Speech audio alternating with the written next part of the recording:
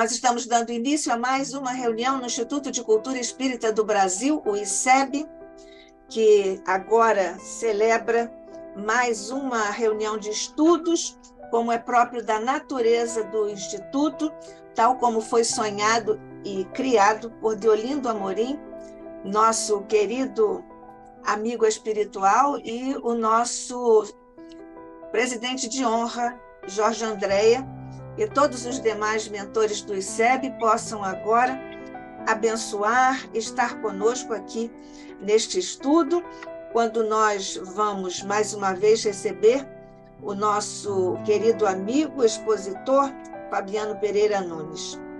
Mestre querido, nós neste instante te agradecemos a bênção de aqui estarmos na condição em que estamos. Nós neste momento, rogamos essas bênçãos adicionais, especiais para o encontro que começamos a realizar neste instante, sob a tua égide, sob a tua bênção, sob a tua vibração e o teu amparo.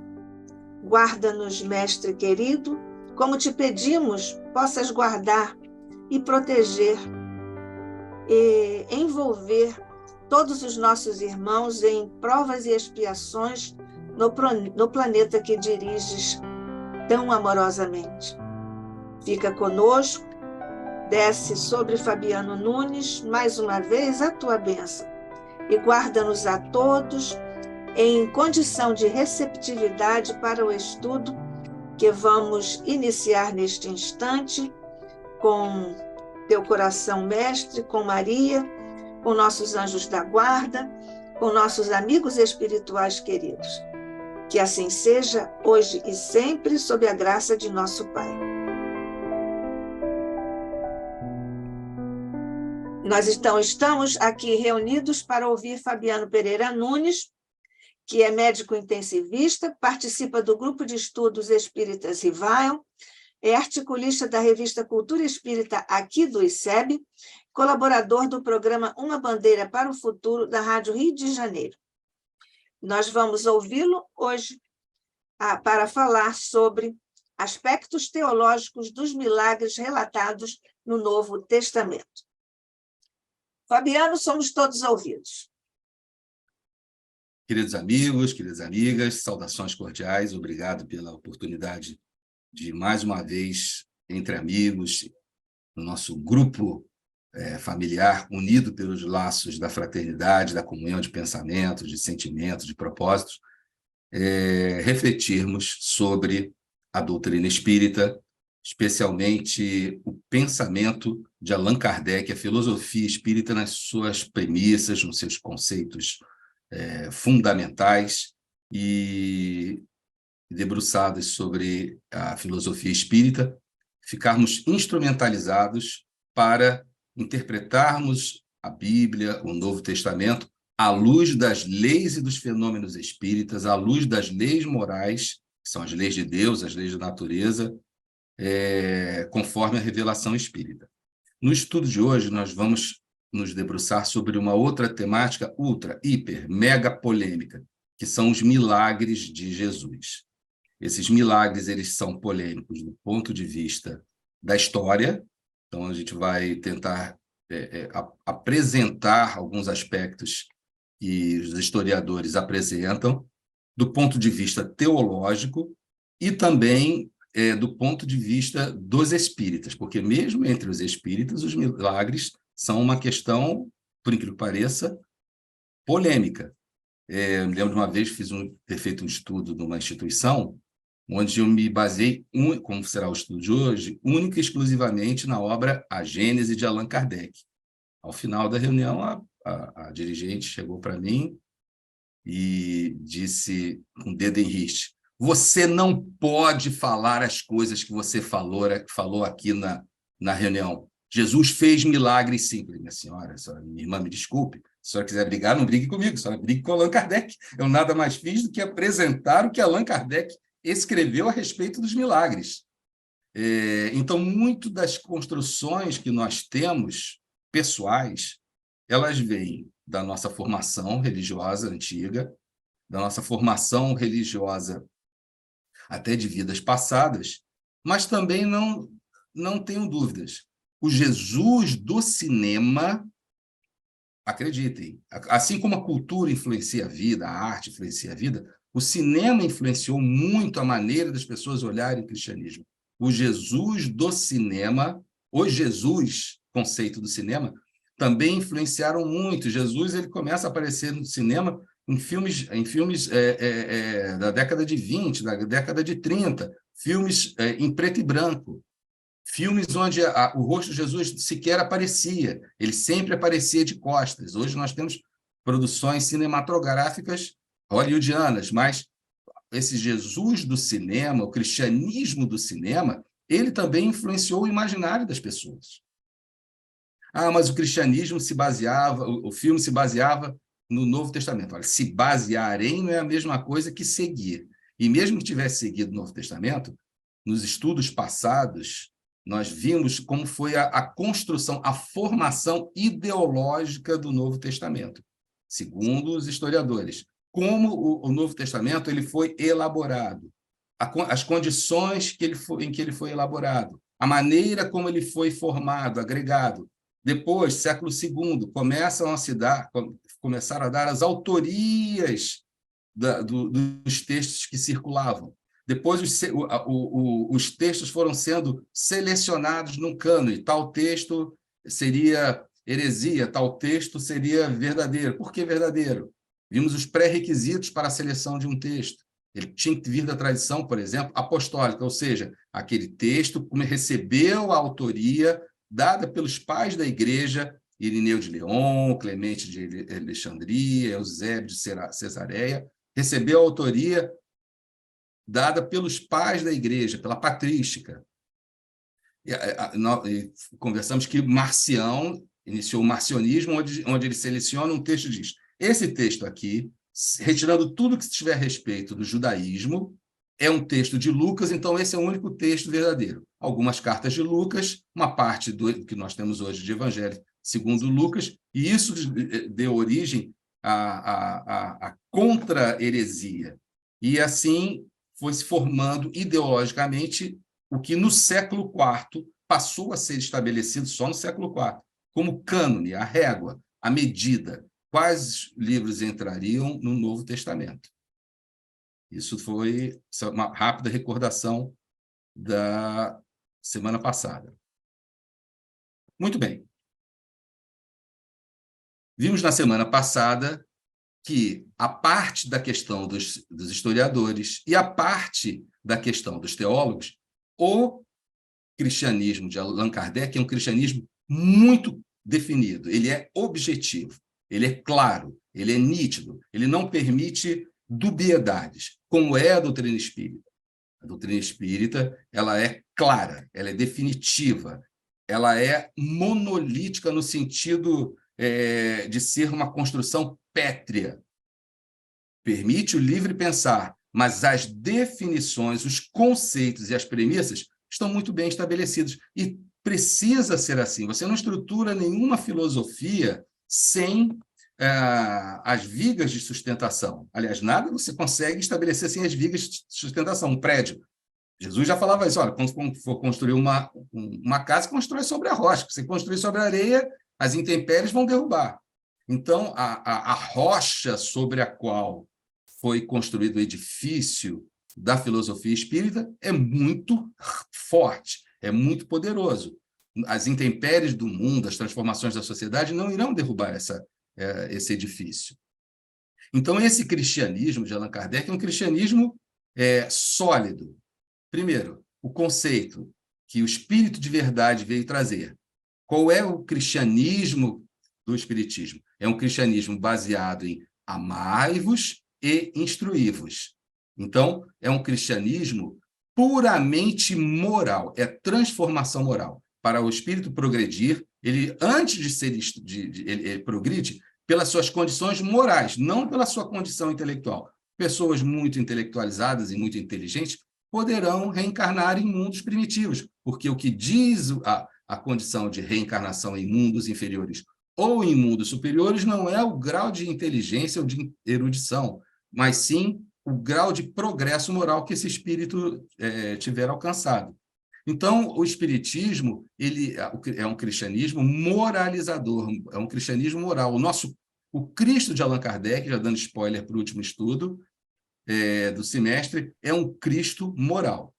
E aí o Espírito de Verdade prossegue. No cristianismo encontram-se todas as verdades. Mas qual cristianismo? Porque nós vimos que existiram vários cristianismos. Existiu um cristianismo dos judeus antes da queda de Jerusalém. É chamada os judeus pré-diáspora.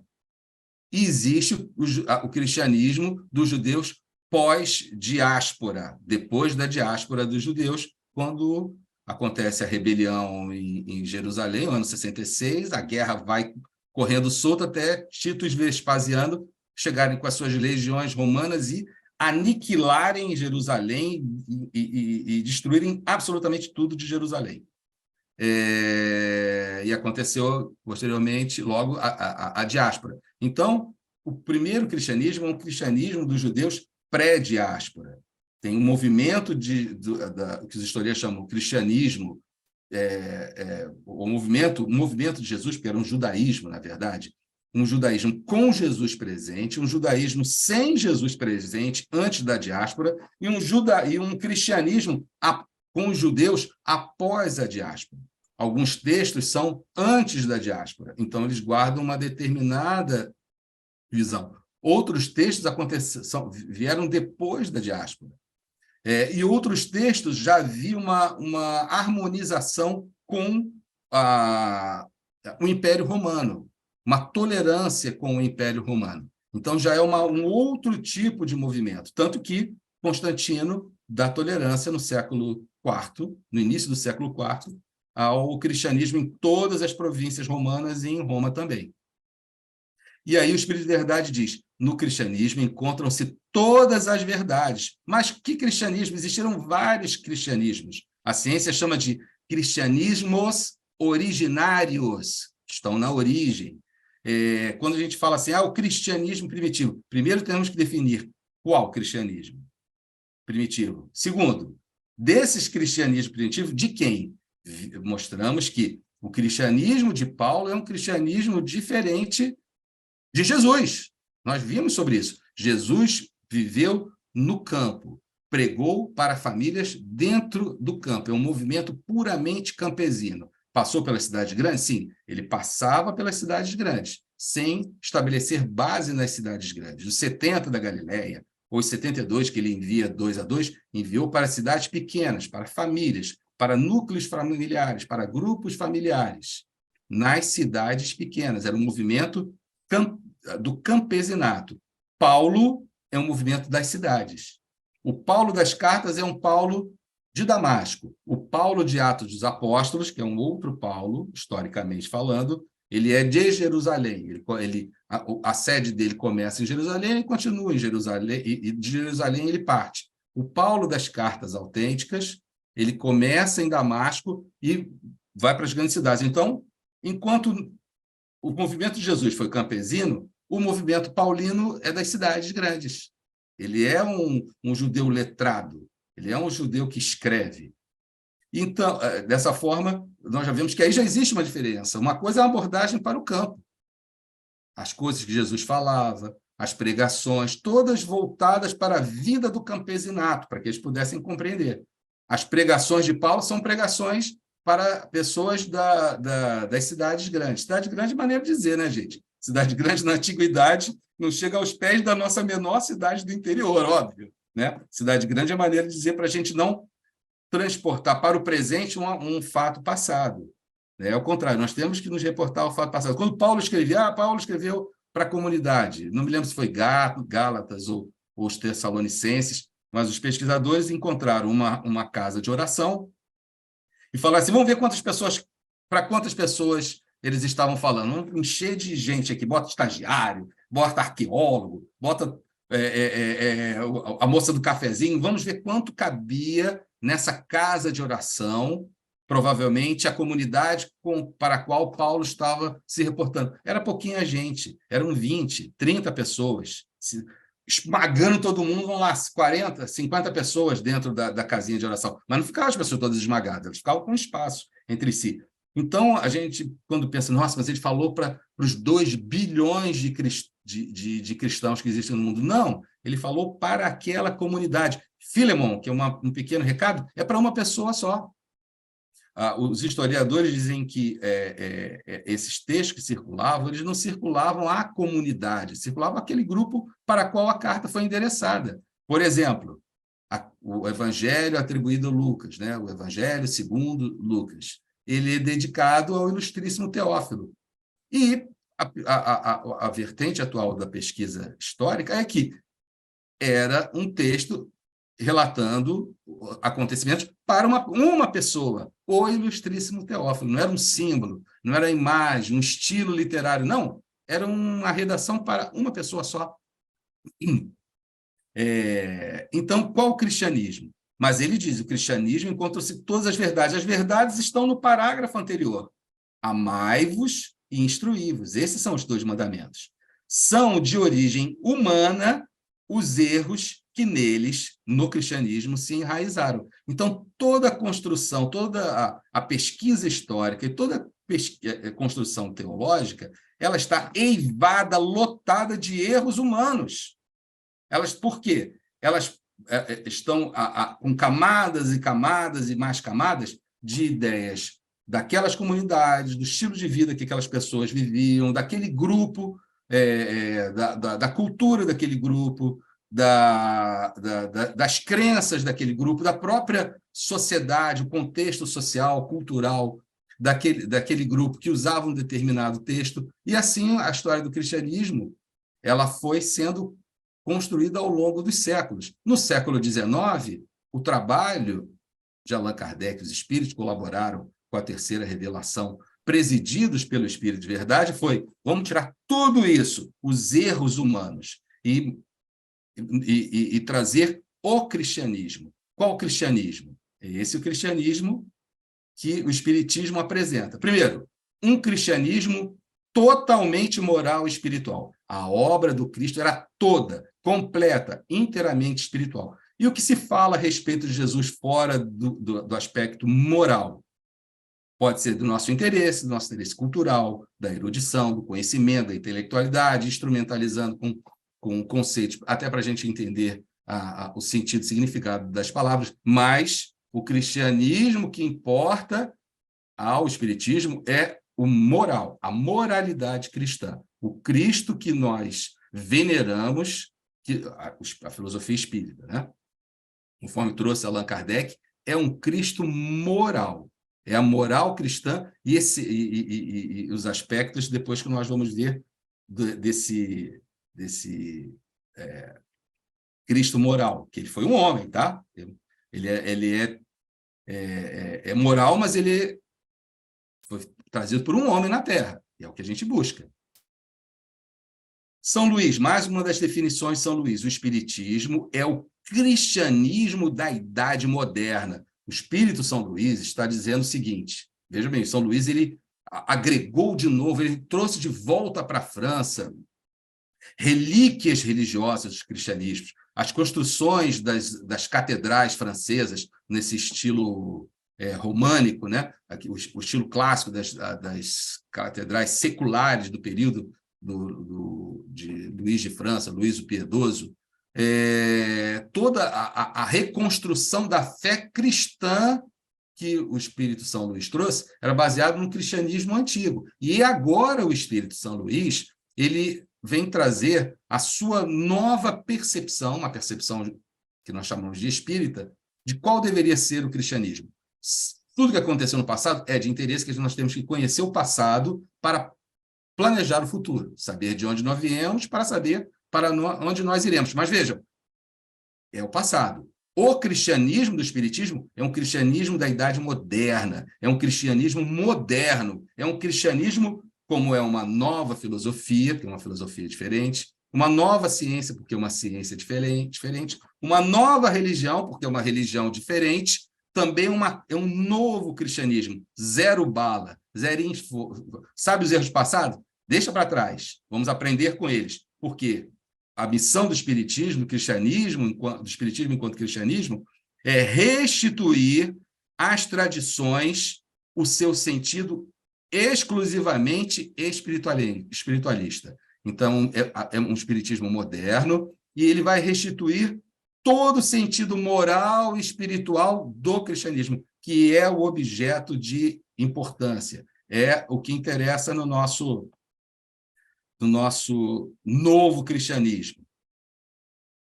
E lá, em O Evangelho segundo o Espiritismo, nós já vimos esse trecho, no capítulo 15º, Fora da Caridade não há salvação, Paulo, que havia definido o apóstolo, o apóstolo como aquele que conseguiu ver Jesus ressuscitado, ver Jesus depois da sua morte, definiu o cristão como aquele que acreditava que a fé em Jesus era o que salvava, definiu o cristão como aquele que acreditava que Jesus veio, morreu pelos nossos pecados, ressuscitou ao terceiro dia e está acima da Torá, está acima da lei, que a lei era só um pedagogós que estava levando a criança até o seu instrutor. A Torá, a coisa mais importante dos judeus, era só o escravo que levava até o instrutor, e esse sim era Jesus. Em 1860, apresenta uma outra visão de quem é espírito, quem é cristão. Quem é cristão na visão desse novo Paulo? É quem praticar a caridade conforme ensinou Jesus Cristo. Seja qual for a sua religião, quem pratica a caridade é discípulo de Jesus, independente da seita que pertença. Então, vejam, não é um cristianismo antigo, não é um cristianismo originário, não é um cristianismo remoto. É novo esse cristianismo. A visão de São Luís é nova. Ele é um novo São Luís, uma nova visão. A visão de Paulo é nova. Ele não é mais aquele Paulo que tinha um determinado pensamento. Esse agora é um Paulo que pensa que todos que praticam a caridade são discípulos de Jesus, qualquer que seja a religião que pertença. Né? Então, é uma construção de um novo cristianismo. Quando nós pensamos, vamos voltar ao cristianismo originário, por isso que eu enfatizo que é preciso compreender as premissas, os pressupostos, os fundamentos da revelação espírita, o caráter da revelação espírita, para a gente poder planejar o caminho que vai traçar na difusão do espiritismo. Esses trechos aqui são de suma importância para a gente entender que Allan Kardec, consultando os espíritos através dos ensinos que ele pesquisou dos espíritos superiores, ele fez uma reedição dos ditos, dos ensinos e das palavras de Jesus. Ele foi um editor. Primeiro, que Jesus não falou em grego, ele falou em aramaico. Segundo, que nós já vimos os erros das cópias. Em terceiro, que, sendo o espiritismo um cristianismo novo, moderno, sem os erros do passado, o sentido moral, a essência moral dos ensinos de Jesus é o objeto de interesse do espiritismo. Então, trechinhos do texto de Allan Kardec. Estas palavras ditas por Jesus, absurdas se a considerarmos do ponto de vista, considerarmos ao pé da letra, são sublimes se lhe procurarmos a essência. Então, a letra específica não foi o mais importante. É sempre a busca da essência, das leis morais ali reveladas, das leis espíritas ali reveladas, das consequências morais e religiosas ali reveladas. E aí ele vai, ao longo não só de O Evangelho segundo o Espiritismo, mas ao longo de todos os textos em que ele faz vamos dizer assim, uma exegese das palavras de Jesus, ele vai buscando esse sentido. Jesus não pôde ter querido dizer que, vejam, as palavras de Jesus são tais, e eles assim, Jesus não pode ter querido dizer isso aí, e estamos lendo ao pé da letra. E o que é isso? É refutar, é refazer, Hoje em dia tem uma outra palavra que o pessoal fala de releitura, mas é mais que uma releitura, tá? Isso é uma edição. Sua linguagem era quase sempre figurada, e aos homens incapazes de compreender os delicados matizes do pensamento, Jesus falava com imagens fortes, que produziam o efeito das cores vivas. O verdadeiro sentido do seu pensamento se revela nestas palavras. 2 pontos. E aí Allan Kardec reescreve o trecho neotestamentário como se fosse Jesus dizendo, mas Jesus falando como um espírita. Com o que se revela, o que significam as palavras de Jesus, que eram figuradas, alegóricas, foram modificadas, como nós já vimos nos textos dos pesquisadores, e Allan Kardec chama atenção para isso. Qual é o sentido do pensamento, o significado, a essência moral deste pensamento? Então, o nosso Cristo, ele não é um Cristo literal, ele é um Cristo da essência moral. E aí começa o olho do furacão, os aspectos teológicos dos milagres relatados no Jesus. Então, eu vou já dar o spoiler do final do estudo, caso a gente não consiga chegar ao final do estudo. Existem, para os historiadores, os milagres de Jesus não aconteceram, porque o historiador ele não trabalha com a premissa da existência de um milagre. Então, esse é o pensamento do historiador, em todas as formas. Por exemplo,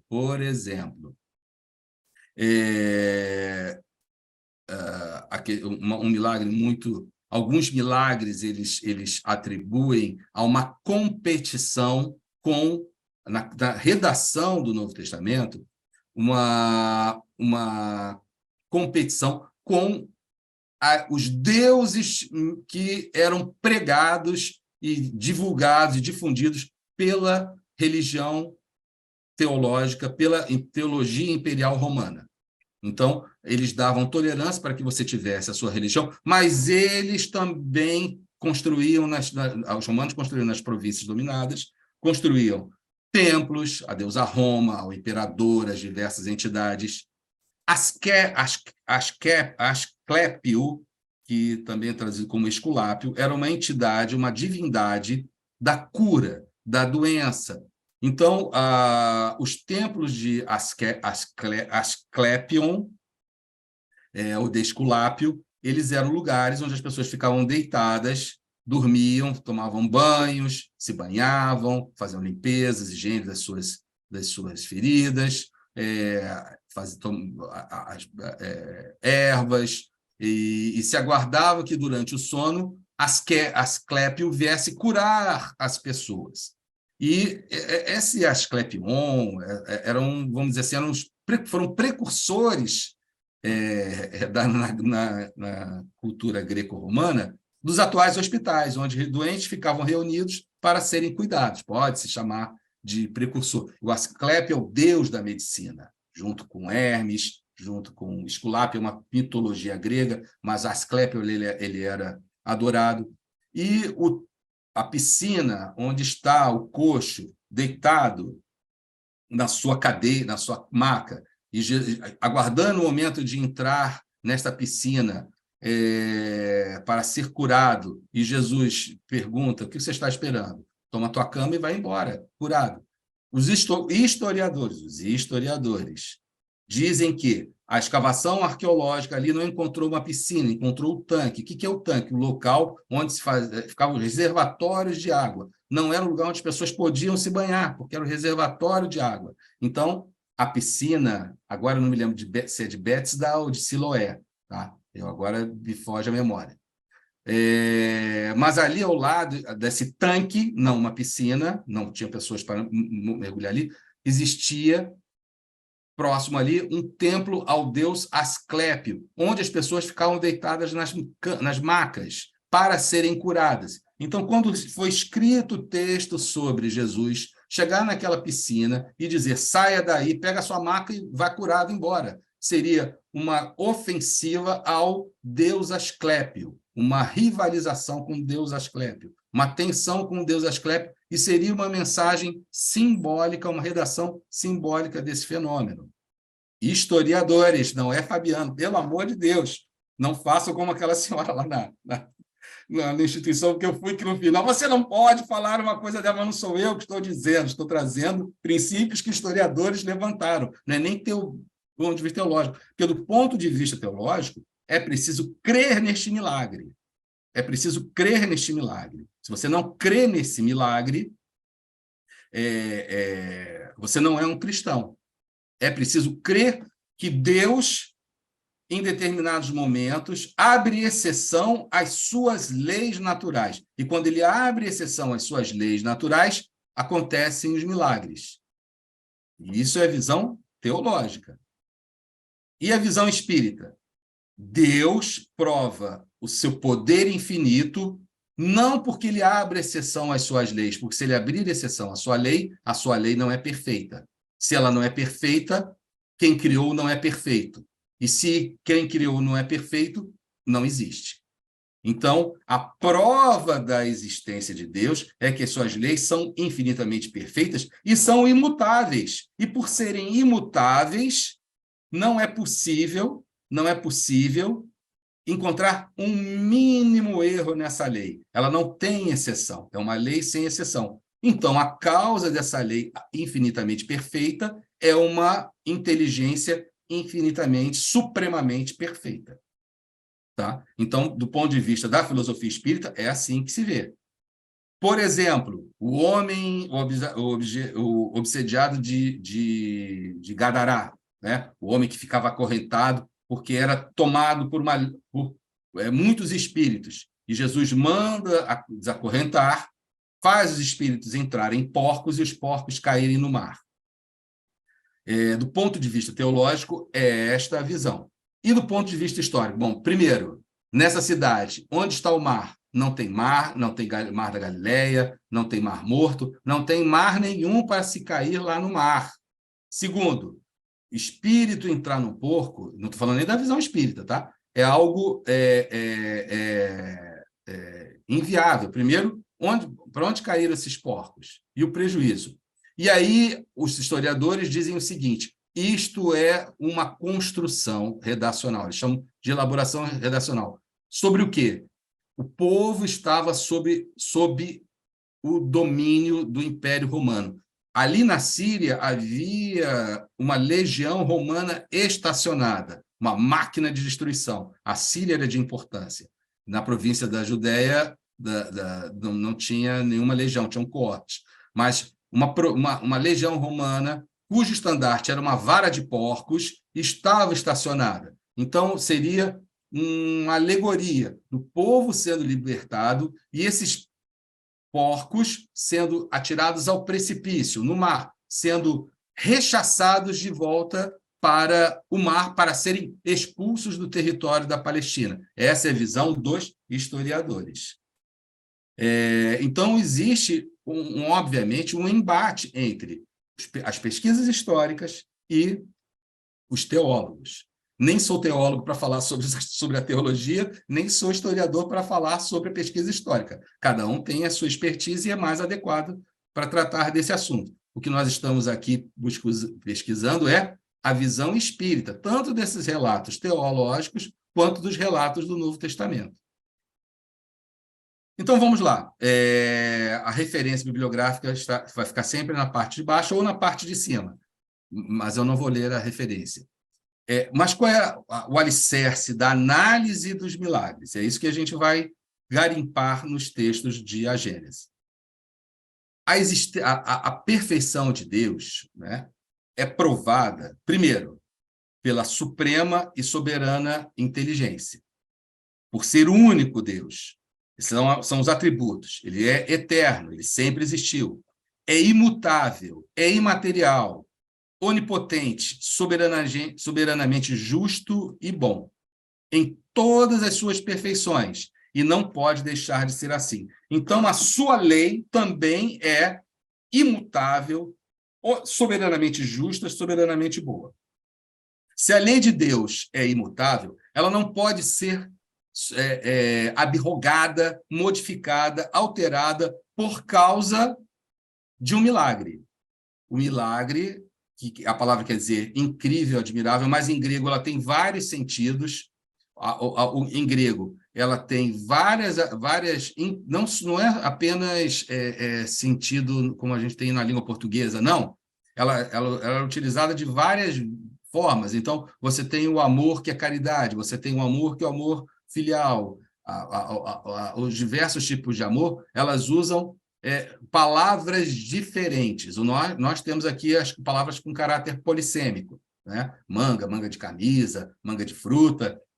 Não é sobre isso. Ele está dizendo o seguinte: palavras diferentes. Então, você tem uma carta de Paulo que é sobre a caridade segundo Paulo, e também tem uma carta, o amor segundo Paulo. São palavras diferentes, o amor em grego e caridade em grego. Paulo escreveu na carta caridade, não escreveu amor. O amor é como símbolo que retire. Não. Paulo escreveu sobre a caridade, tá? Então, o nosso pressuposto é: a lei de Deus não pode ser modificada. A lei de Deus é imutável. Se algo modifica a lei de Deus, se algo é descrito como sendo algo que vá contra as leis da física, as leis da matemática, melhor dizendo, as leis que a matemática revela, as leis que a física revela, as leis que a química revela, as leis que a gravitação universal revela, esse fenômeno ele tem que ser pensado, refletido. Aconteceu realmente? É verdadeiro? Porque se eu vou modificar as leis da física, aquela lei da física não é perfeita. Se a primeira lei de Newton não é perfeita, se a segunda lei de Newton não é perfeita, não pelo Newton, mas pela lei que ele descobriu, então quem criou aquela lei não é perfeito, não é o Newton. O Newton ele fez a equação. É o criador daquela lei. Se o criador daquela lei não é perfeito, ele não existe. Porque para ele existir, ele tem que ser eterno, único e imutável. Essa é a premissa espírita, tá? Vejam, esse trecho é de suma importância. Vamos lá, está lá nas Bodas de Caná, que é referência. Quando nós estivermos diante de uma análise de um milagre, seja do ponto de vista da história, ou seja do ponto de vista teológico, ou a redação do Novo Testamento, ou que um espírito disser, as diversas visões a aspecto daquela parábola, a maneira espírita de encarar é assim: entre duas hipóteses, deve-se preferir a mais racional. Quando nós tivermos duas hipóteses sobre o mesmo fenômeno, um é racional, factível, possível, absolutamente crível. O outro, não, o outro é fantástico, fenomênico, extraordinário. Mesmo que o extraordinário, o fenomênico, seja o verdadeiro, nós temos que optar pela hipótese racional factível. Esse é o princípio espírita. Mas e aí? Eu não estou na verdade verdadeira, verdadíssima, perfeita, absoluta. Mas o espiritismo é unicamente uma moral. O objetivo do espiritismo, essencial, vírgula, exclusivo, vírgula, e não aposto. O objetivo essencial e exclusivo do espiritismo é o progresso moral dos espíritos. É a transformação moral dos espíritos. É para isso que existe o espiritismo. Então, todo o restante existe para nos dar a força para conseguirmos alavancar esse progresso moral, efetivarmos esse progresso moral. Então, não importa qual é a verdade no caso dos milagres que estão sendo relatados. Vão surgir várias hipóteses. Qual a hipótese que nós, espíritas, vamos eleger como? Olha, nós vamos, em princípio, prioritariamente, nos debruçar, vamos apoiar tal. Qual é ela? A mais racional de todas. E o texto de Kardec é claro. E os espíritas não são tão crédulos que, por toda parte, vejam manifestações, não tão absolutos em suas opiniões, que pretendem explicar tudo, que pretendem explicar tudo por meio dos fluidos. Então, vejam como é a lógica, o bom senso, a racionalidade do cristianismo moral de Allan Kardec, que é o cristianismo, que é o fundamento da revelação espírita. Nós temos duas hipóteses, uma racional e a outra uma manifestação, uma explicação fluídica, uma explicação magnética. Temos duas. Uma é muito racional, concreta, factível. A outra é fluídica. Pode ser que a outra seja verdadeira? Pode, mas eu vou, em princípio, abraçar a que for crível, concreta e racional. É essa a ferramenta, o instrumento kardeciano. Tá? Cada um vai trabalhar usando a ferramenta que escolher, eleger. Um cirurgião, você tem vários instrumentos à disposição do cirurgião, mas cada um tem sua predileção. Tudo bem, isso faz parte. Mas, enquanto divulgador dos fundamentos da revelação espírita, eu tenho que apresentar essa ferramenta. São duas hipóteses para um milagre. Uma racional e a outra baseada em manifestações de fenômenos espíritas, de fenômenos fluídicos. Fique com a mais racional. E aí, no otimismo incomparável de Allan Kardec, ele ainda diz isso.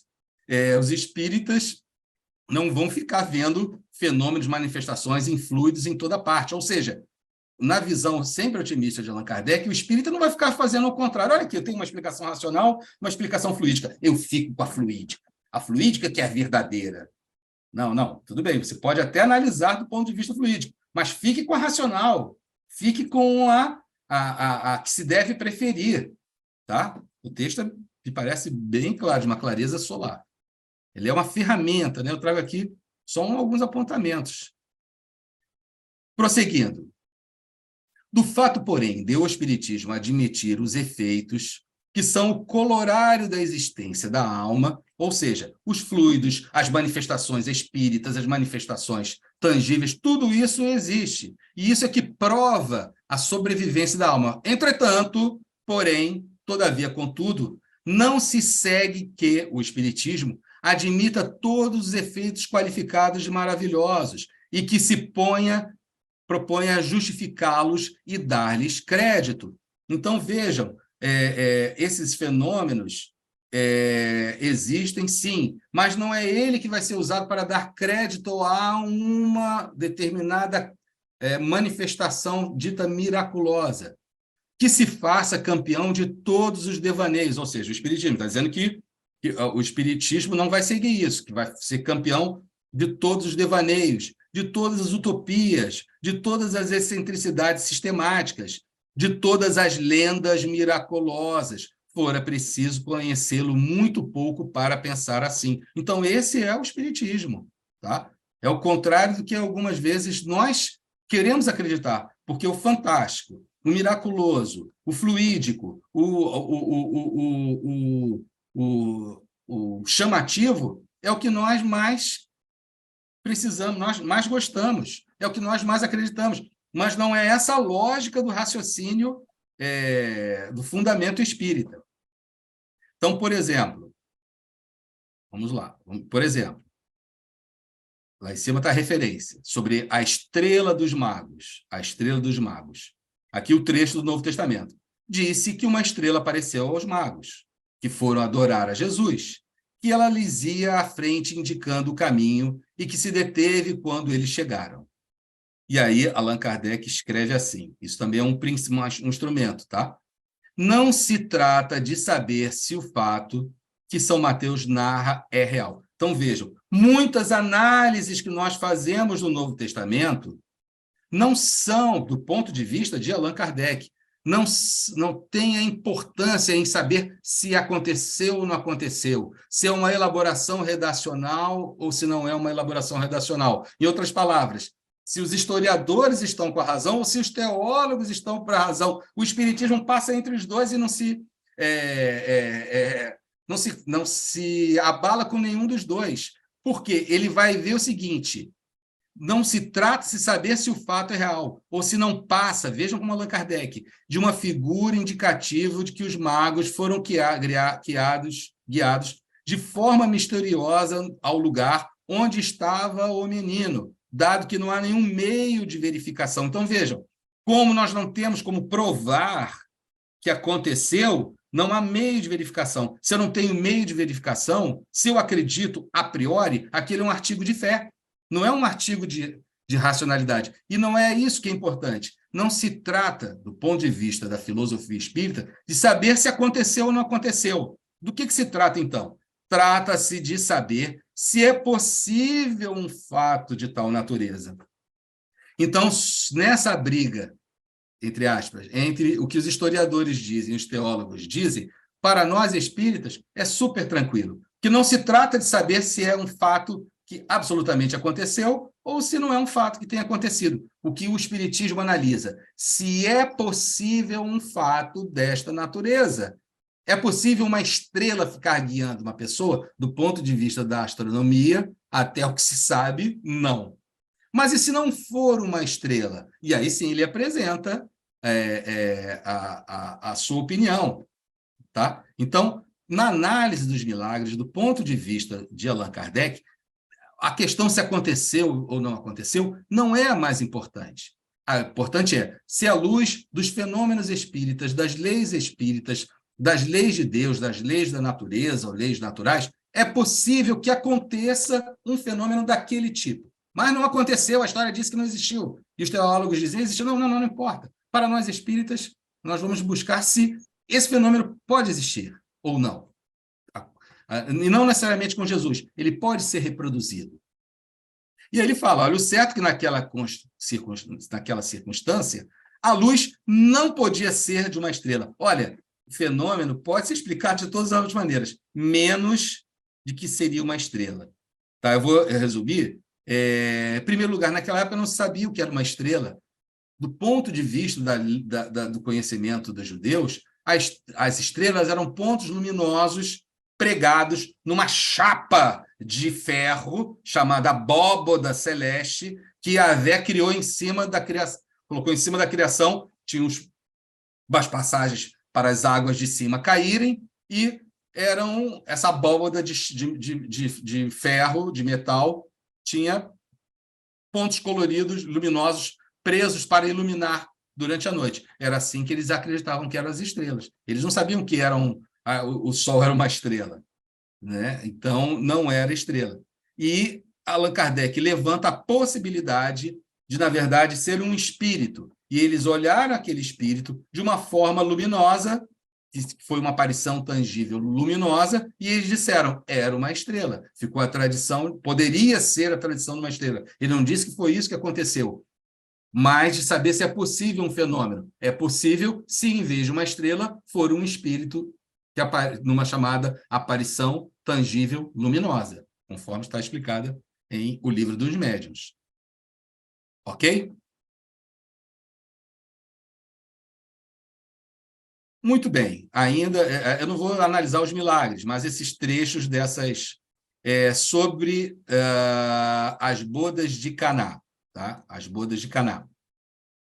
Este milagre, referido unicamente no Evangelho de São João, é apresentado como o primeiro que Jesus operou, e nestas condições devera ter sido um dos mais notados. Então, Allan Kardec vai dizer, olha só, o primeiro milagre, ninguém sabia que Jesus saberia fazer milagres. E ele faz logo um primeiro. E ele foi o primeiro milagre, pessoas, não, o que aconteceu? Não sei, estava ali, tinha água, não, agora é vinho, mas tudo bem, gente, é vinho. Era água, mas é vinho. Está bem tranquilo. Entretanto, bem fraca impressão parece haver produzido, pois que nenhum outro evangelista dele trata. Ele só aparece em um único evangelho. Ora, um fenômeno desse grau de espetacularidade ser pouco comentado, não ficou forte na tradição, e parece que os outros evangelistas não tiveram muita preocupação com ele, né? Fato não extraordinário, era para deixar espantados, no mais alto grau, os convivas e, sobretudo, o dono da casa, os quais, todavia, parece que não o perceberam. Então, a reação psicológica dos convidados, do dono da casa, muito tranquilos, normal, uma água virou vinho, isso aí acontece todo dia da semana, praticamente, essa reação não humana fala contra realmente ter acontecido. Allan Kardec não era psiquiatra, mas ele expôs uma vertente muito interessante. Quando psiquiatras se debruçam sobre o Novo Testamento, para também fazer a sua escavação arqueológica, entre aspas, do Novo Testamento, eles se debruçam também dessa maneira. Eles dizem assim, olha só, um determinado personagem está sendo relatado dessa forma, ele é explosivo, ele não entende o que está sendo explicado, ele é indolente, ele é resistente, ele é brigão, etc, etc. Então, um personagem fictício criado totalmente fantasioso, ele não tem essas qualidades. Ele não tem quando você cria um personagem fictício, a tendência é romantizar o herói e vilanizar o vilão.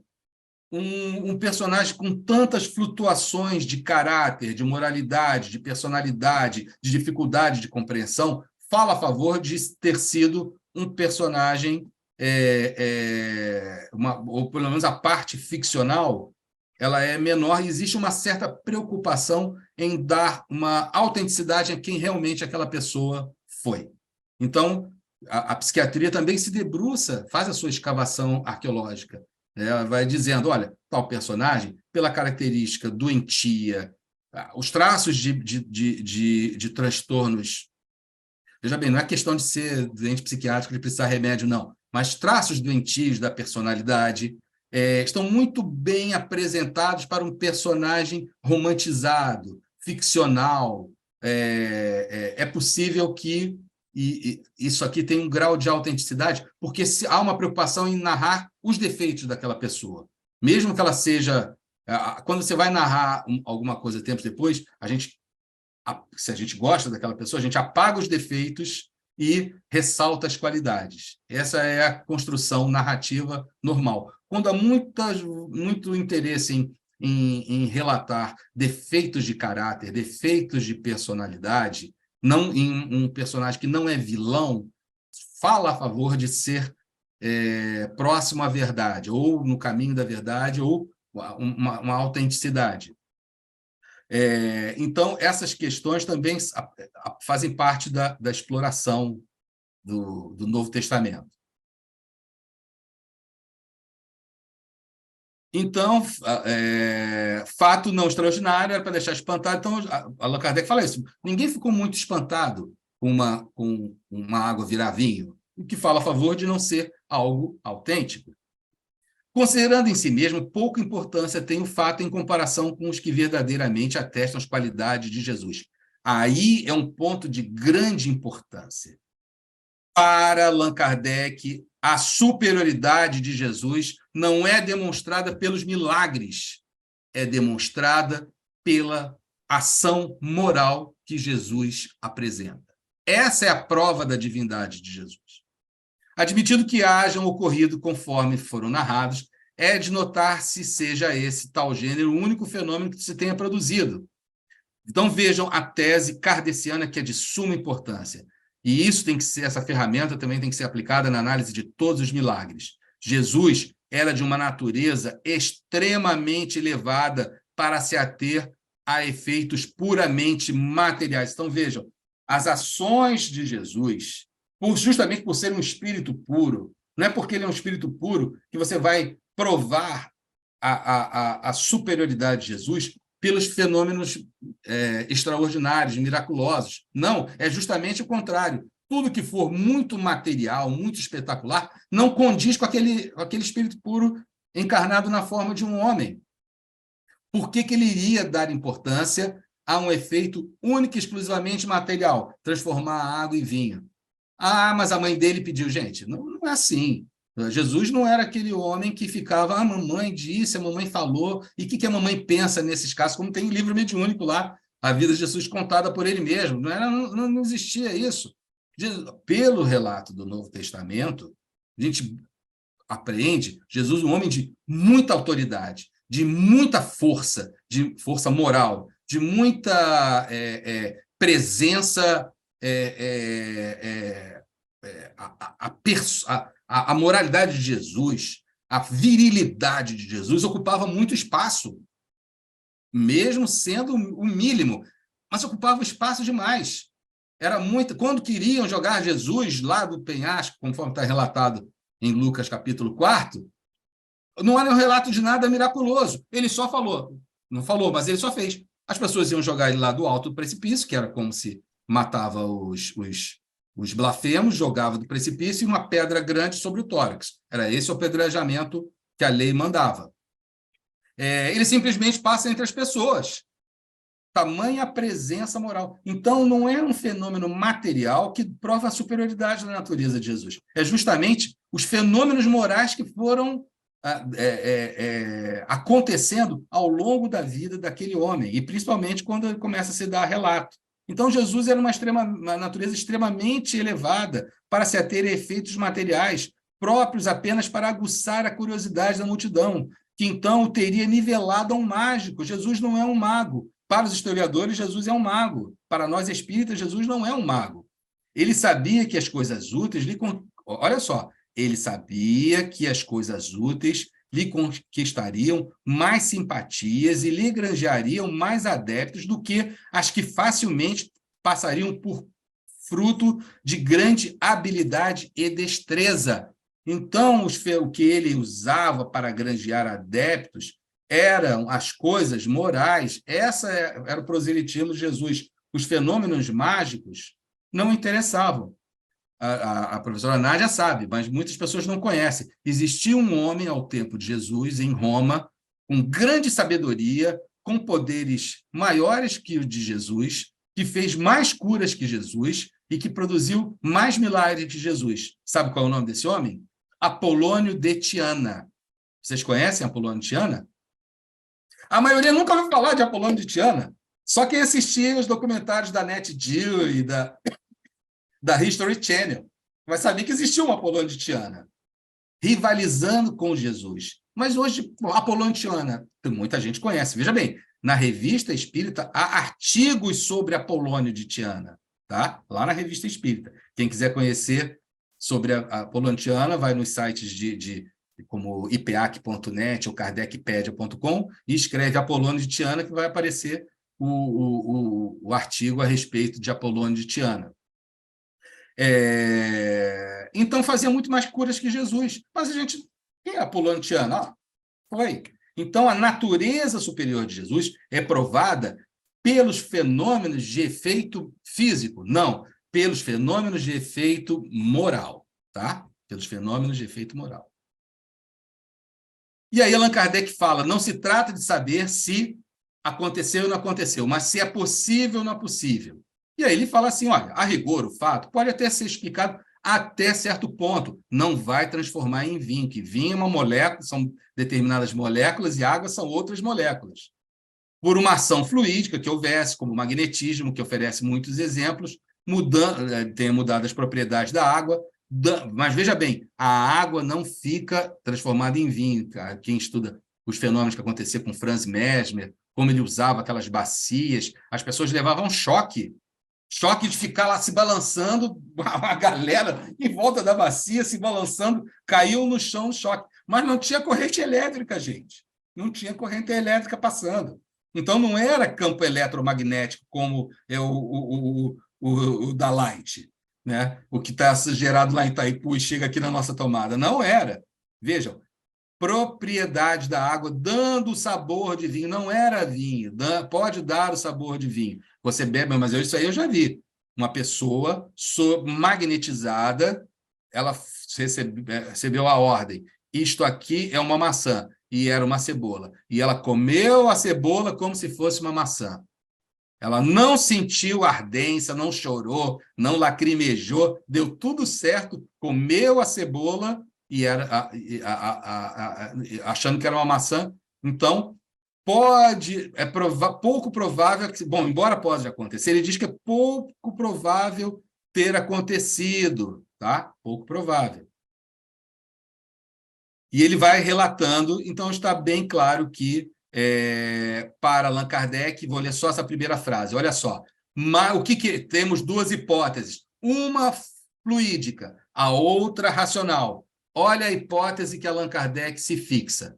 Mais racional é que se reconheça aí uma daquelas parábolas tão frequentes nos ensinos de Jesus, como a do filho pródigo, festim de bodas, do mal rico, da figueira que secou e outras tantas que, todavia, se apresentam com caráter de fatos ocorridos. Então, veja, Allan Kardec explica a parábola da figueira que cercou, a parábola do festim de bodas, a parábola do filho pródigo, a parábola do mal rico, são parábolas, são ensinos de Jesus que se apresentam com caráter de fatos ocorridos. Vejam, Allan Kardec levanta a questão da parábola do mal rico, do homem e do jovem rico que foi conversar com Jesus, como sendo uma parábola, uma história. Para nós, qual a importância? Do ponto de vista moral, é gigantesca, infinita. Mas, do ponto de vista dos historiadores, se eles dizem não aconteceu, foi uma elaboração redacional, para a gente, tanto faz. Se os teólogos dizem não, aconteceu sim, está na Bíblia, é a palavra inspirada de Deus, não contém erro. Para a gente também, ó, tanto faz, porque o cristianismo moral, a essência moral, é o que nos afeta, nos importa. Então, para Allan Kardec, é mais racional acreditar que o festim de bodas, a água em vinho, a parábola do mal rico, a figueira que secou, sejam histórias contadas por Jesus, sejam ensinos por Jesus, que o tempo, as versões, a cópia, e a segunda geração de cristãos, a terceira geração de cristãos, foi moldando a sua cultura, a sua teologia, ao tipo de vida que eles viviam e naquilo que eles acreditavam.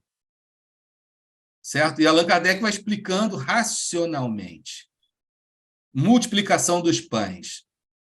Sobre isso, Allan Kardec se debruça largamente. Né?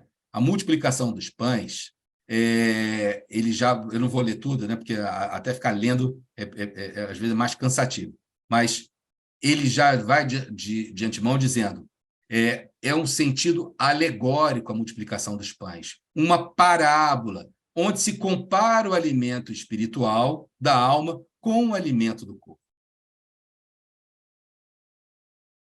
Admitido, de certo ponto, um fato material. Qual é o fato material que pode se admitir nessa multiplicação dos pães? É que a presença, a palavra, os ensinos de Jesus produziam um efeito interior tão forte, tão emocionante, tão envolvente, que uma grande preocupação de espírito, uma atenção fortemente presa, fez o quê?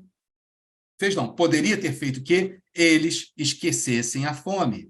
Não tenham experimentado a necessidade material de comer. Duas possibilidades, uma fluídica maravilhosa e uma lógica racional. Os espíritos precisam ficar com qual? Com a lógica racional. Pode acontecer? Então vamos analisar se é possível acontecer um fenômeno daquela natureza, como um raciocínio filosófico, como um raciocínio de consequências morais, religiosas, um estudo sobre os fenômenos do mundo dos espíritos e as reflexões e os reflexos no mundo material. Vamos estudar, mas não acreditando que possa necessariamente ter acontecido, porque entre duas hipóteses nós ficamos na racional, na lógica, na crível, na factível, mesmo que não tenha acontecido ela, mas é a que nós adotamos como um princípio a ser incorporado à filosofia espírita, sem descartar o outro na sua importância. E aí ele vai trazendo vários momentos que provam essa ideia. Então, dizendo, por exemplo, não vou ler tudo, que tem muita coisa, mas, resumidamente, Jesus fala para os discípulos alimentarem a multidão, então vão vocês e alimentem a multidão. Com o quê? Com a palavra. Porque os discípulos não sabiam multiplicar pães e peixes. E aí ele diz, mas como é que nós vamos alimentar a multidão com esses pães e peixes? E aí ele vai e alimenta a multidão com a sua palavra. E as pessoas ficam saciadas. Tá? O prodígio foi o ascendente da palavra de Jesus, que foi poderosa bastante para cativar a atenção. Dizendo-lhes na linguagem figurada que lhe era habitual, bastariam para matar fome a multidão. Então, quando Jesus fala, habitualmente é uma linguagem simbólica, figurada, imagens fortes, cores vivas para chamar a atenção.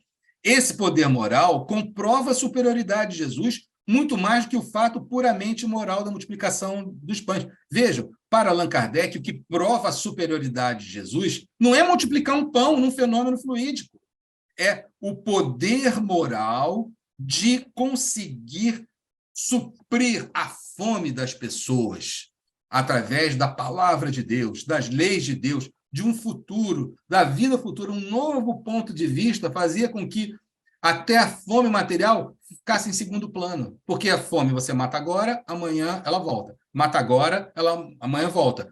Mas a fome espiritual, uma vez que você sacia, ela só vai aumentando, ela só vai multiplicando. É igual a água da samaritana.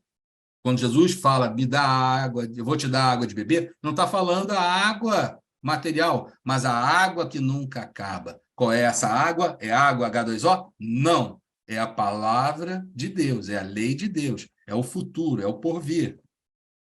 Assim como na água da samaritana, não, Jesus não está falando da água necessariamente, aqui no pão da multiplicação não é o pão necessariamente. E aí logo depois, vejam, multiplicam pão de verdade. E os discípulos falam, não, tudo bem, multiplicou, e vão andando e esqueceram que houve a multiplicação dos pães, porque eles continuam falando do negócio dos pães, né?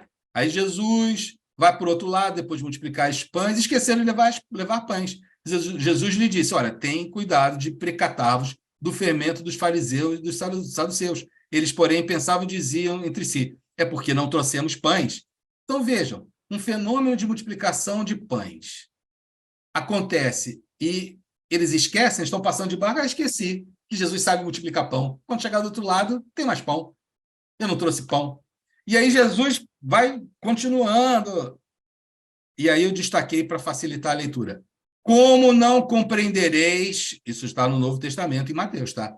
Que não é do pão que eu vos falava quando me referia ao fermento dos fariseus. Então, eles compreenderam que ele não lhes dissera que preservassem do fermento que se põe no pão, mas da doutrina dos fariseus e dos saduceus, dando respaldo ao que Allan Kardec fala. Toda vez que Jesus se refere ao pão, não é necessariamente o pão material. Está se referindo ao pão espiritual, ao alimento espiritual, ao conhecimento que faz a pessoa se sentir rica, mesmo sendo pobre. Outros trechos, eu sou o pão da vida. Jesus era pão? Ele era feito de farinha, de trigo, fermento? Não, é o sentido simbólico. Eu sou o pão da vida. Aqui está o pão vivo que desceu do céu, a fim de que quem quer que dele comer não morra. Foram inúmeras as vezes que Jesus se refere ao pão, inclusive sendo ele mesmo o pão da vida. Ele mesmo era o pão da vida. Quando na Eucaristia se atribui o milagre da transformação daquele pão no corpo de Jesus, é uma alusão a essas passagens onde Jesus diz, eu sou o pão da vida. Tá? É um sentido figurado. E aí Allan Kardec vai explicando, esse milagre do pão é uma coisa muito surpreendente, como é que depois eles nem lembram mais que aconteceu isso, e logo a seguir já vão falando de outro pão, dos fariseus, né? Não é crível. Então, entre duas hipóteses, uma racional, uma lógica, uma possível, ou seja, Jesus falava em alegoria, imagens fortes, para fazer as pessoas entenderem que o alimento, eles serão saciados não pelo alimento material, serão saciados pela palavra de Deus, pelo conhecimento das leis de Deus, entender que é possível ser feliz nesta vida e na vida futura, mudando totalmente a perspectiva, o ponto de vista em que se encara a vida. E são muitos trechos, tá? Agora, essa frase que está destacada é importante ler. O que Jesus fazia era extremamente simples e não se afastava das leis da natureza. As próprias curas não revelavam um caráter muito singular, nem muito extraordinário. Gente, essas curas super extraordinárias, elas são espantosas, mas elas não são necessariamente espíritas, tá? Não são necessariamente espíritas. Porque o que Allan Kardec diz, isso aconteceu e é inequívoco, são curas simples e que não se afastavam das leis da natureza. Por exemplo, a tentação do deserto.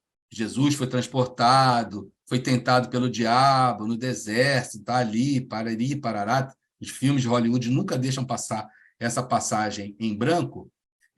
Allan Kardec, aqui está a referência, pela adiantada hora, ele vai dizer o seguinte, não é possível Jesus ter sido tentado no deserto, muito menos levado para outro lugar. Aí é que é um absurdo maior ainda. E ele explica por que não, porque isso não é crível. E vejam, se Jesus era um espírito puro, em primeiro lugar, Nós, espíritos da terceira ordem, somos assistidos, nosso anjo guardião é sempre um espírito da ordem superior. Então, nós que somos da terceira ordem, todos nós estamos encarnados aqui no planeta de expiações e provas, somos da terceira ordem, tá? Somos assistidos por um espírito da segunda ordem. O espírito da segunda ordem, ele pode estar até encarnado em outros mundos, ele pode até estar vivendo em outros mundos, como Santo Agostinho, São Luís, diziam estar e mesmo assim prestavam assistência na Sociedade Parisiense de Estudos Espíritas. Isso é um outro assunto para a gente conversar depois, mas está amplamente documentado. O seu espírito, anjo guardião, não precisa estar na Tijuca porque você mora na Tijuca. No mundo espírita, no mundo dos espíritos, a matéria não é nada, o pensamento é tudo, o fluido é tudo, a matéria não existe. Então, essa distância em centímetros, metros, quilômetros, ano-luz, não serve para o mundo dos espíritos, que é uma outra lei, né? Uma lei no mundo dos espíritos. Então, nós somos da segunda ordem. Os espíritos da segunda ordem são guiados, têm como anjo guardião um espírito da primeira ordem. E o espírito da primeira ordem, esse não, esse já tem autonomia, já faz o dever de casa sozinho, vai sozinho para a escola, ele não tem anjo guardião. Ou, se melhor dizendo, o anjo guardião é Deus. É um papo entre ele e Deus, ele é o ministro direto de Deus.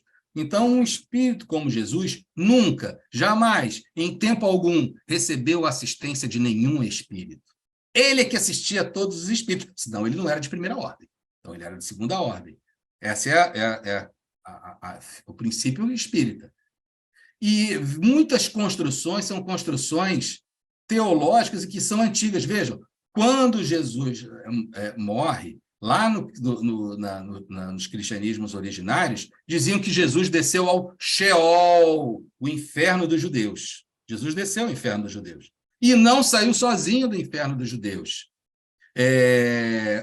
2 anjos foram buscar Jesus no Sheol, no inferno dos judeus após a crucificação. Só que depois ficou meio estranho. Falei assim, peraí, Jesus não era só um profeta, ele não era o Messias que veio trazer a interpretação, não. Jesus era Deus. Aí já estamos falando da alta cristologia. Os historiadores dividem em baixa cristologia, antes de Jesus ser Deus, e alta cristologia, quando Jesus já passa a ser encarado como Deus. Como é que pode Jesus ser retirado do Sheol por 2 anjos? E aí as narrativas dos pais da igreja passam a ser o seguinte, olha só, os anjos desceram ao Sheol para socorrer Jesus e ficaram também, não conseguiram sair. E Deus tira Jesus e os anjos do Sheol. Então, começa Jesus indo para o Sheol, anjos que são mensageiros de Deus, tirando Jesus do Sheol, e depois os anjos também ficaram no Sheol, e foi Deus que tirou do Sheol. Então, isso é um princípio teológico, um princípio da construção judaica, depois passa a ser ele começa a ser trabalhado pelos pais da igreja, pelos episcopos ou bispos, depois a igreja começa a se organizar em estrutura hierárquica. Para nós espíritas, os espíritos da primeira ordem não precisam de ajuda de ninguém, porque são eles que ajudam os espíritos. Como é que o guiado vai ser guia? Quem guia vai ser guiado. Pô, se quem guia vai ser guiado, então bota logo o que sabe guiar. Então não faz o menor sentido. E é isso que defende o espírito que assina com o nome de João Evangelista na mensagem. É uma parábola, é uma história que fala de coisas muito importantes. A tentação no deserto, eu considero... Não, quem sou eu? Mas vamos assim, do meu gosto pessoal, é um dos estudos que eu acho assim, mais graves para os cristãos e para os espíritas. Ali existem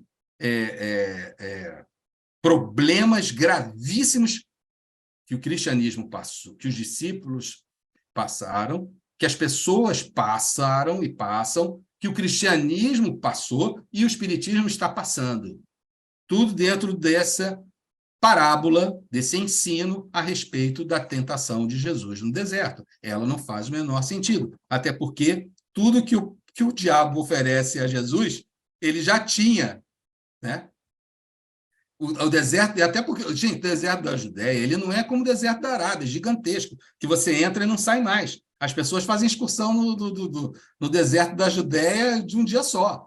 Então, você num dia só sai do deserto da Judéia. Estou com fome, com sede. Já sei como eu vou parar essa fome, essa sede. É só andar mais um pouco que eu saio desse deserto. E tem oásis, tá? O deserto da Judéia não é o deserto da Arábia. Fora a galera que passa pelo deserto. E aqui, para encerrar, vou fazer uma pergunta, rapidamente abrindo o áudio, se vocês puderem.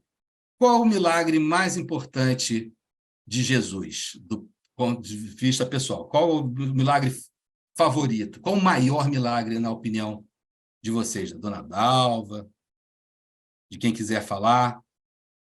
O milagre favorito, mais importante, na opinião de vocês? E aí, depois eu dou a versão de Kardec. Alguém quer rapidamente dizer tal milagre para mim é o top, top, top, é esse que é o maior. Bom, já que ninguém quis ousar... Qual o milagre que você acha que é o maior, o mais importante? Mas Jesus não operou milagres.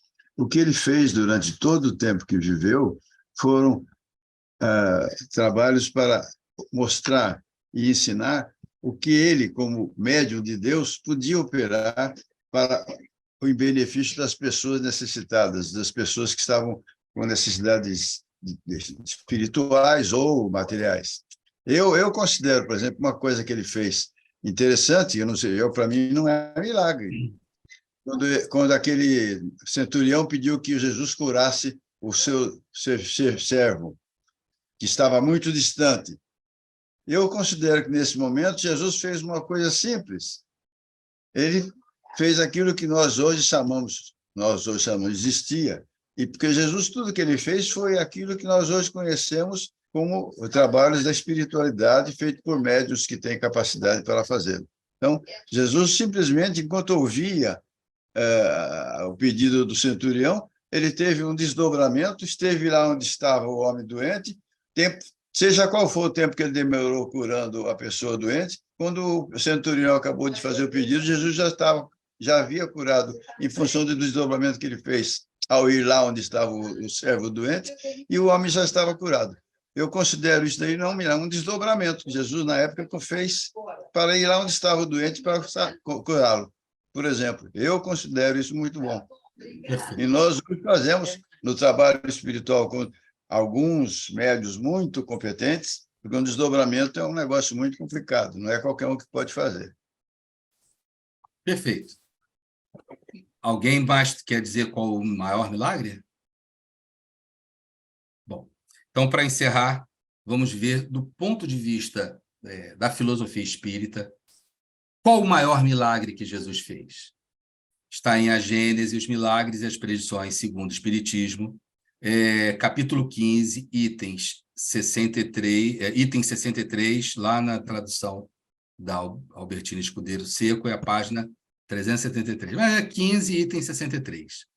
O maior milagre que Jesus operou, o que verdadeiramente atesta a sua superioridade, foi a revolução que seus ensinos produziram no mundo, malgrado, não obstante, a exiguidade dos seus meios de ação.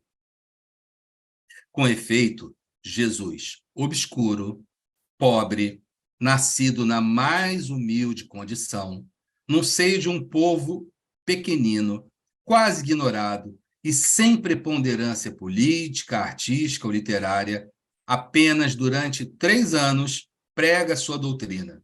Em todo esse curto espaço de tempo, é desatendido e perseguido pelos seus concidadãos. Vê-se obrigado a fugir para não ser lapidado.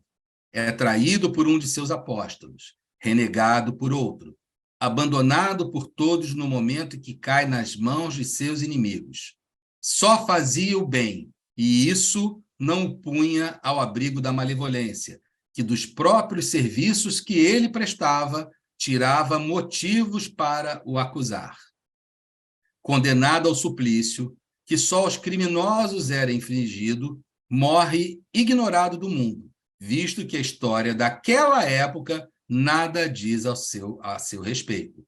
Nada escreveu, Entretanto, ajudado por alguns homens tão obscuros quanto ele, sua palavra bastou para regenerar o mundo.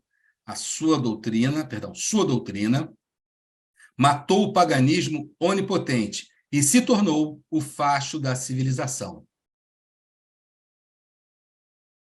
Tinha contra si tudo que causa o malogro das obras dos homens, razão por que dizemos que o triunfo alcançado pela sua doutrina foi o maior dos milagres, ao mesmo tempo que prova ser divina a sua missão. Se, em vez de princípios sociais e regeneradores, fundados sobre o futuro espiritual do homem, ele houvesse legado à posteridade alguns fatos maravilhosos, talvez hoje mal o conhecessem de nome, como é o caso, por exemplo, de Apolônio de Tiana. Então, o maior milagre que Jesus fez não foi um fenômeno fluídico, não foi nada disso. A transformação da humanidade dentro do centro opressor da teologia imperial romana, esmagado pelo panteão de deuses, não só romano, como de outras civilizações, e até mesmo do próprio judaísmo, mesmo esmagado por tudo isso e tendo contra si todas as dificuldades da vida, Jesus não teve nenhuma facilidade, nem dentro da sua família. Os seus irmãos partilhavam das posições dos seus adversários. Tinha contra si tudo, e da vida nada teve de facilidade, somente dificuldades. Embora isso, sempre reagiu diante dessas agruras da vida com alegria, com bom humor, com otimismo, com positivismo, com felicidade. Felizes vocês agora que chorais, porque rireis no futuro. O riso, o otimismo transborda dessas palavras quando analisadas ali na sua essência. Então, era um homem extremamente positivo, otimista, e a sua doutrina, sem nada, esquece os milagres. Pode ser até que nenhum deles tenha acontecido, seja tudo uma elaboração redacional. Se for isso, não importa. A sua palavra transformou o planeta. E para o Espiritismo, nos alicerces, nos pressupostos de Allan Kardec, é isso que prova ser Jesus, um espírito superior puro, são superiores, né? Prova Jesus ser um espírito superior e a sua missão ser divina, porque ele conseguiu furar todas essas dificuldades e fazer triunfar a sua doutrina.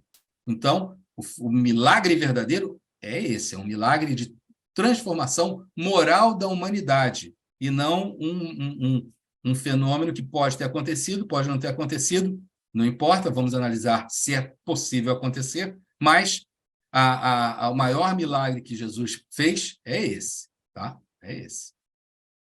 E para o próximo estudo, vamos continuar a pensar quem é o Jesus de Allan Kardec. Obrigado a todos pela paciência, obrigado pela oportunidade, desculpem alguma coisa, e muito obrigado por estarem me aturando tantas sextas-feiras. Encarem isso como uma provação, né? As pessoas passam pelo que elas precisam passar. Encarem como uma prova, talvez até uma expiação. Muito obrigado, Nádia, Instituto de Cultura Espírita do Brasil. E se isso fosse expiação, não estaríamos no mundo de expiação e provas. Exato. Porque estudar é uma bênção.